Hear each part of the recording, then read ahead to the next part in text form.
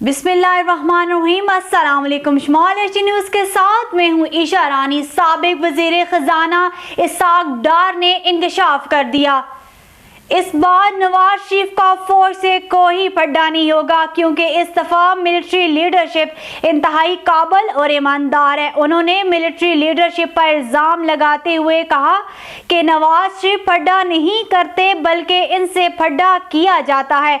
इस वक्त military leadership Pakistan को आगे बढ़ाने के लिए पुरअज़म है।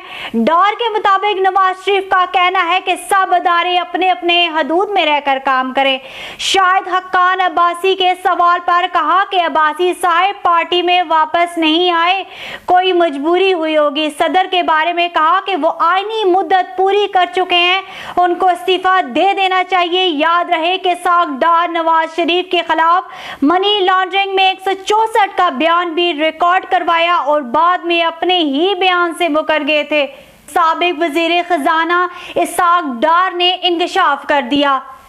इस बार नवाज शरीफ का फौज से कोई फड्डा नहीं होगा, क्योंकि इस दफ़ा मिलिट्री लीडरशिप इंतहाई काबिल और ईमानदार है। उन्होंने मिलिट्री लीडरशिप पर इल्ज़ाम लगाते हुए कहा कि नवाज शरीफ फड्डा नहीं करते बल्कि इनसे फड्डा किया जाता है।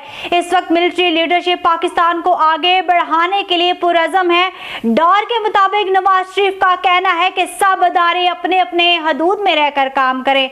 शाहिद हक्कान अब्बासी के सवाल पर कहा कि अब्बासी साहब पार्टी में वापस नहीं आए, कोई मजबूरी हुई होगी। सदर के बारे में कहा कि वो आईनी मुद्दत पूरी कर चुके हैं, उनको इस्तीफा दे देना चाहिए। याद रहे कि इसहाक डार नवाज शरीफ के खिलाफ मनी लॉन्ड्रिंग में 164 का बयान भी रिकॉर्ड करवाया और बाद में अपने ही बयान से मुकर गए थे।